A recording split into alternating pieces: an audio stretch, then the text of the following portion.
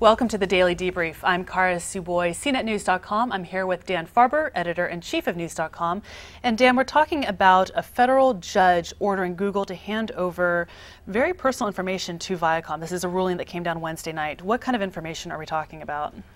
Well, unfortunately, and let me give you a little bit of background. First of all, this is the Google-Viacom lawsuit in which Viacom is accusing Google via its YouTube service of copyright violation, and I think it's about $1 billion lawsuit, and so we're in discovery here. And one of the issues is for Google to hand over YouTube information, and this information is personal information. Absolutely. Based on the information about what people watched, IP addresses, and very private information. Now, Viacom is claiming that they won't be looking at the personal information, and Google is saying that they want time to anonymize the information, meaning that it kind of wipes out any personalized information that might identify the individuals who are viewing those infringing movies or television shows. Now, one other aspect of this is that the judge said that the information that's being provided cannot be used to go and attack any individual, meaning such as what the RIAA has done in the music industry to go target specific individuals who have been violating their copyrights. So it's a pretty complicated matter.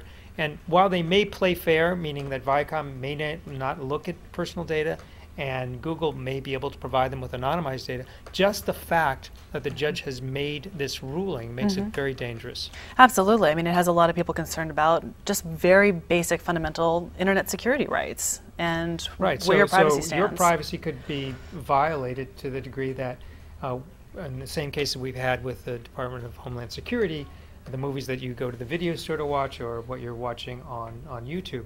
Now, YouTube does have a terms of service where they do collect that information and keep it. So it is available, it is there, they don't wash it away. That's an issue as well, which is what are the rights of any user in terms of where their data is stored, what is done with it, and then what rights government agencies would have to access it.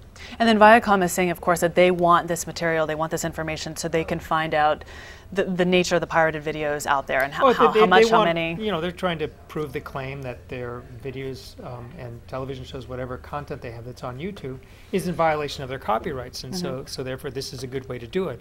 But you don't need to do it with personalized data. Right. And again, they are claiming they will, but the issue is that the judge has ruled that they can get access to all that information, which sets a precedent.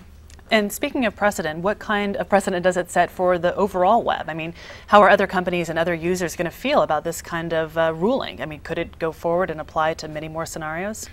Well, I think that is what the issue is, and where the Electronic Frontier Foundation and other organizations right now have really taken up the call on this one to bring it to the forefront and have a real debate about it. But the case could be made that you really don't have much privacy anymore, and that may be true given all of the data trails that you're leaving all over the place. But the issue is, how can that data be used in ways that could be harmful or could really violate your rights? Very unsettling. Interesting that we go into celebrating our nation's independence as we talk about privacy rights. Good point. Thank you. Dan Farber, I'm Kara Suboy, CNETnews.com. We'll see you on the next Daily Debrief.